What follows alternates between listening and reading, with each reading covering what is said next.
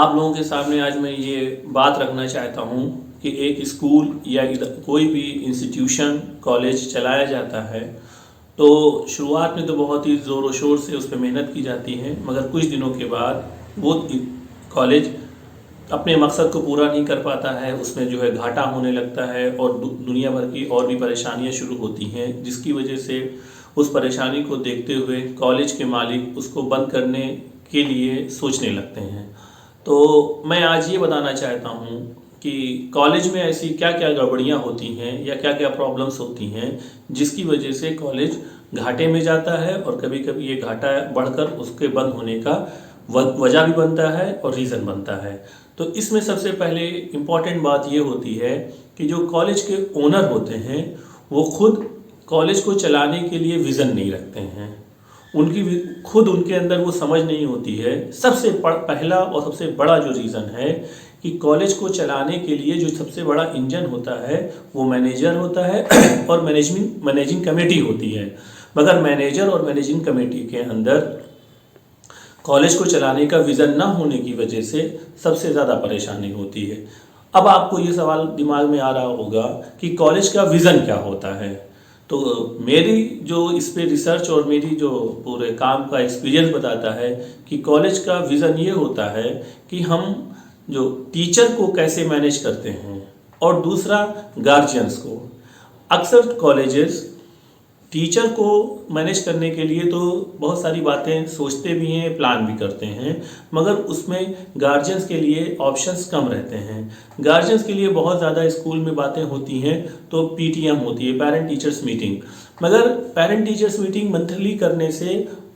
Teacher और या guardian के बीच में जो एक रिश्ता कायम होना चाहिए वो नहीं हो पाता है। इसकी डिटेल में मैं बाद में जाना चाहता हूँ, मगर मैं सिलसिलेवार आपको पहले ये बताना चाहता हूँ कि प्रॉब्लम कहाँ कहाँ आती है। तो सबसे पहले प्रॉब्लम मैंने बताया कि मैनेजमेंट कमेटी के अंदर विज़न नहीं होता है। तो मैनेजमेंट कमेटी को ये विज़न रखना होगा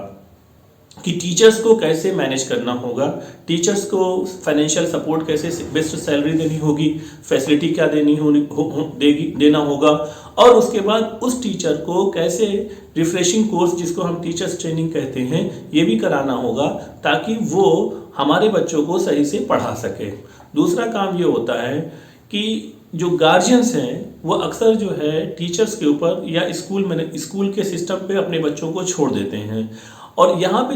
और फिर उसके बच्चे की पढ़ाई लिखाई के बारे में ज़्यादा तवज्जो या सीरियस नहीं होते हैं। तो इसको लेकर हमारा ये मानना है, जब हम अक्सर टीचर से बात करते हैं कि ये बच्चा पढ़ने में क्यों नहीं ठीक है, तो उसके पीछे रीज़न ये आता है कि वो कहते हैं गार्जियन सपोर्ट नहीं करते हैं, और जो हम पढ़ाते हैं तो वो होमवर्क बच्चा करके नहीं आता है। और जब उधर हम गार्जियन से और बच्चे से बात करते हैं तो बच्चा कहता है हम करते हैं, मगर गार्जियन कहता है कि यहाँ सही से पढ़ाया नहीं जाता है। इस वजह से बच्चा वहाँ पढ़ने में मन नहीं लगाता है। तो अगर हम लगातार रेगुलर बेसिस पे पेरेंट्स से कॉन्फिडेंस में लेते रहें तो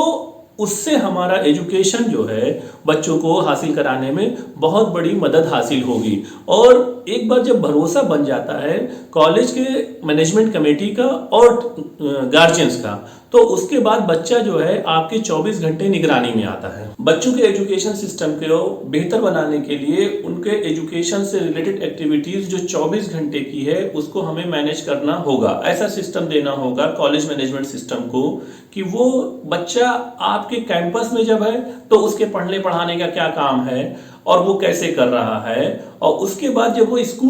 घर पहुंचता है, यानी कि आउटसाइड द कैंपस जो उसका घर है, तो वहां पे वो पढ़ने पढ़ाने का काम कैसे देखता है, उसकी एकेडमिक एक्टिविटीज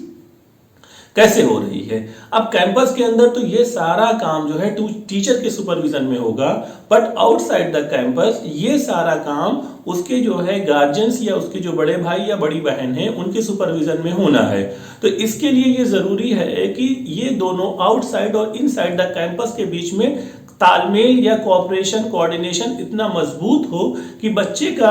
कोई भी प्रॉब्लम आती है तो एजुकेशन से रिलेटेड, तो वो एक दूसरे से बातचीत करके प्रॉब्लम सॉल्व होनी चाहिए। इसमें ज़्यादातर प्रॉब्लम ये आती है कि बच्चे होमवर्क नहीं करते हैं, तो उसके बहुत सारे रीज़न हैं, उसके बारे में मैं नेक्स्ट वीडियो में बात करूंगा। तो एक तो ये हुआ कि हमें गार्जियंस को कॉन्फिडेंस में लेना होगा, तो ये काम भी जो है एक तरह से कॉलेज को कॉलेज की मैनेजमेंट कमेटी को देखना चाहिए। दूसरी बात यह है कि टीचर्स का अपलिफ्टमेंट और उनका डेवलपमेंट प्रॉपर होना चाहिए। और तीसरा ये है कि जब बच्चों को जो हमेशा हमें मोटिवेट रखना है, अक्सर हम अपने बच्चों की जहन साजी करने में, उनका जो मोटिवेट करने में या उनके ब्रेन को वॉश करना इसलिए इस तरह से है कि वो पढ़ने को जस्ट लाइक ए गेम या फन समझें। ऐसा नहीं होना चाहिए कि वो पढ़ने के वक्त जब स्कूल जाने की बात आए तो वो उदास होने लगे और परेशान होने लगे। तो हमें अपने यहाँ का एकेडमिक कॉम्प्लेक्स या एकेडमिक कैंपस ऐसा या देना चाहिए जिसमें बच्चे अपने पढ़ने पढ़ाने की एक्टिविटीज को आसानी से कर सकें। और जो भी हमारा ऐसा सिस्टम स्कूल का होना चाहिए कि वो उसको सही से आसानी से पढ़ा सके। उन बच्चे की जो दिमाग में प्रॉब्लम चल रही होती है, बहुत सारे बच्चे बता देते हैं, बहुत सारे बच्चे नहीं बताते हैं। तो जो बता देते हैं उनका तो हल होना ही चाहिए प्रॉब्लम, और जो नहीं बताते हैं तो हमारा एक ऐसा सिस्टम डिवाइस होना चाहिए कि वो प्रॉब्लम आइडेंटिफाई आसानी से करे और उसका सल्यूशन दे सके। तो अगर हम इस तरह की चीज़ों को करते हैं। अच्छा, बच्चों के सिलसिले में एक बहुत इंपॉर्टेंट काम होता है कि उनका जो एडमिशन होना चाहिए वो कैरियर काउंसलिंग के थ्रू होना चाहिए। जब आप कैरियर काउंसलिंग नहीं करते हैं तो बहुत तरह की प्रॉब्लम क्रिएट होती है। और कैरियर काउंसलिंग ऐसा नहीं है कि वन स्टेप प्रोग्राम है, बल्कि ये आपका रेगुलर बेसिस पे होना चाहिए। क्योंकि कभी कभी क्या होता है कि जिस चीज़ को आप समझते हैं कि स्टूडेंट अभी इस चीज़ में इंटरेस्टेड है, मगर वो अपने नॉलेज का एक्सपेंशन जब होता है और उसका जो है वर्ल्ड से एक्सपोजर होता है तो उसका आइडिया और सोचना समझना उसका बदलता है। तो उसकी वजह से वो अभी जो है वल्नरेबल फेज में होता है, यानी कि उसका दिमाग डेवलप कर रहा होता है। तो जैसे जैसे उसका माइंड डेवलप कर रहा है उसके हिसाब से उसका जो है कैरियर ट्रैजेक्टरी किस पाथ की तरफ मूव कर रही है, इसको हमें ट्रेस आउट करना होगा या इसका रिकॉर्ड रखना होगा। उसके बाद इस तरह से जब हम उसका जो है कैरियर काउंसलिंग विद तक एकेडमिक एक्टिविटीज के साथ जोड़ के देखते रहेंगे तो वो धीरे धीरे करके हमारे समझ में आएगा कि वो फ्यूचर में किस कैरियर को ऑप्ट करे तो अच्छा कर सकता है। और बच्चे को सबसे पहली बात ये बतानी चाहिए कि आपका एजुकेशन सिस्टम के पीछे का मकसद क्या है। तो एजुकेशन क्यों हासिल की जाती है या उसके पीछे का मकसद क्या होता है, उसके लिए मैं एक नया वीडियो बनाऊंगा जिसमें आपको उसमें डिटेल दूंगा। फिलहाल हमें इस तरह की बातें उस बच्चे को कहनी है। जो मुझे यहाँ पर कहना है वो ये है कि आप अपने बच्चे को ये समझाइए कि एजुकेशन वो जितना हासिल कर सकता है अपनी अभी की कैपेसिटी में वो हासिल करे, उससे उसको मिलेगा क्या वो फ्यूचर में तय होगा। फ्यूचर का बर्डन या करियर का उसके ऊपर बर्डन इतना नहीं डालना चाहिए कि उसका जो है मेंटल डेवलपमेंट रुक जाए और उसका या mental as well as the physical development. तो हमें इस चीज का जो है उसका करियर कैसे डेवलप करेगा, उस कैरियर डेवलपमेंट में उसका फिजिकल और मेंटल डेवलपमेंट कैसे उसके साथ कोऑप्ट करेगा या उसको असिस्टेंट प्रोवाइड करेगा, इसका पूरा जो है एक कोऑर्डिनेशन होना चाहिए। तो ये जब सब चीजें आप करेंगे तो चीजें आसान होंगी। उसके बाद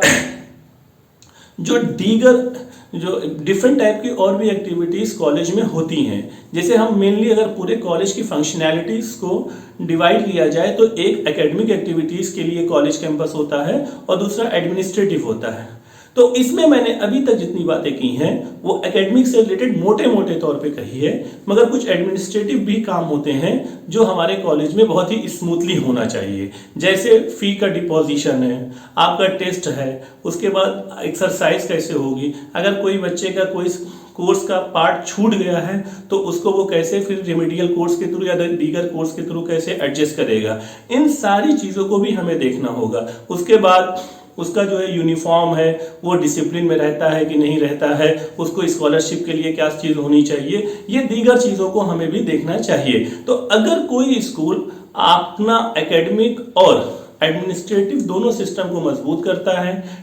वो बच्चों को एक विजन देता है जिस विजन में ये होना चाहिए कि उनका करियर काउंसलिंग से लेकर और उनका प्लेसमेंट को लेकर लोग ये सोचते हैं कि डॉक्टर इंजीनियर बनता है तो प्लेसमेंट अच्छा हुआ, अदरवाइज प्लेसमेंट अच्छा नहीं हुआ। तो मेरा इसमें राय अलग है और एक कैरियर से लेकर और प्लेसमेंट तक के लिए मैं एक अलग से वीडियो बनाऊंगा। ये आज का वीडियो आपको ये बताने के लिए है कि एक नट शेल में आपको एक पिक्चर में दे रहा हूं और उसके बाद हर एक पॉइंट के ऊपर डिटेलिंग जो है वीडियो मेरे नेक्स्ट उसमें वीडियोस आएंगी, नेक्स्ट उसमें प्रोग्राम्स में। तो सबसे पहले हमारा जो विजन का जो मैंने शुरू में कहा था वो ये होना चाहिए कि एक स्कूल ओनर को ये पता होना चाहिए कि बिल्डिंग लैंड लेने से लेकर और बिल्डिंग कंस्ट्रक्शन तक का पूरा स्कूल कैसा होना दिखने चाहिए, उसके पास एक ब्रीफ आइडिया होना चाहिए। उसके बाद बच्चे की कैरियर काउंसलिंग से लेकर और उसका प्लेसमेंट तक, और उसके बाद तीसरी बात जो इंपॉर्टेंट है वो टीचर्स का अपॉइंटमेंट, और उससे टीचर को उस लेवल पर ले जाना एकेडमिकली कि वो हमारे बच्चों को ऐसा पढ़ाए कि हमारे बच्चे academic exam as well as the competitive exam दोनों को क्वालिफाई कर सकें। अभी हमारा जो है दो तरह का सिस्टम अलग अलग चल रहा है, तो हम अपने एजुकेशन सिस्टम को ऐसा बनाना चाहते हैं और फ्यूचर में ऐसा देखना चाहते हैं जहां पे एकेडमिक पढ़ाई ऐसी हो कि कॉम्पिटिटिव एग्जाम्स आसानी से वहीं उसी प्लेटफॉर्म से क्रैक किए जा सकें। ये एक विजन है। उसके बाद जो पूरा फाइनेंशियल सिस्टम है स्कूल का उसको इतना हल्का रखना चाहिए और स्मूथ रखना चाहिए कि आसानी से लोग क्वालिटी एजुकेशन हासिल कर सकें। इसके लिए कभी कभी और अक्सर हमने देखा है कि कॉलेज ओनर या मैनेजमेंट कमेटी एक चीज को ज्यादा एम्फेसाइज करती है और दूसरी चीज को कम। जैसे वो इंफ्रास्ट्रक्चर, बिल्डिंग और जो सोशल स्टेटस के सिंबल्स होते हैं उसके ऊपर तो वो पैसा खर्च करने में सोचती है और खर्च करती भी है, मगर जो क्वालिटी एजुकेशन की रीढ़ की हड्डी है वो ये है कि टीचर्स को अच्छी सैलरी दी जानी चाहिए, अच्छे से उनसे एकेडमिक एक्टिविटीज करवाई जानी चाहिए और बच्चों को मुनासिब फीस के ऊपर उनको एजुकेट करना। अगर ये हम सोचें तो इससे हमारे स्कूल के अंदर एकेडमिक माहौल बढ़ेगा, क्वालिटी एजुकेशन इंटरनेशनल लेवल की भी हो सकती है अगर हम लोग मेहनत करें, और ज़्यादा से ज़्यादा बच्चों को इनटेक इनरोलमेंट के लिए मौका भी मिलेगा, तो जिससे कि आपका स्कूल जो है social as well as the profitable aspect से डेवलप भी करेगा और आपको फायदा होगा। मगर क्या होता है कि वो टीचर्स की सैलरी या स्टाफ को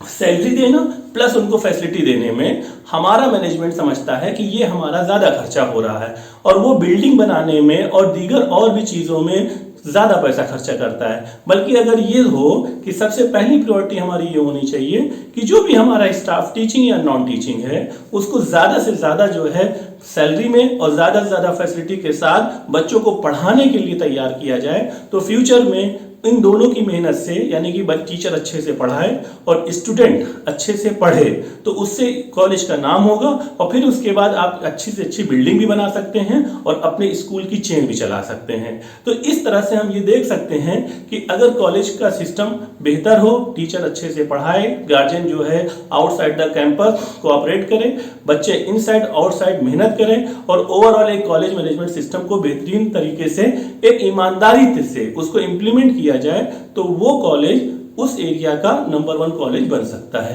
बहुत सारी और भी बातें जो मैंने इसमें कही हैं फुट नोट्स में, वो हमारे नेक्स्ट वीडियोस में डिटेल में आएगा।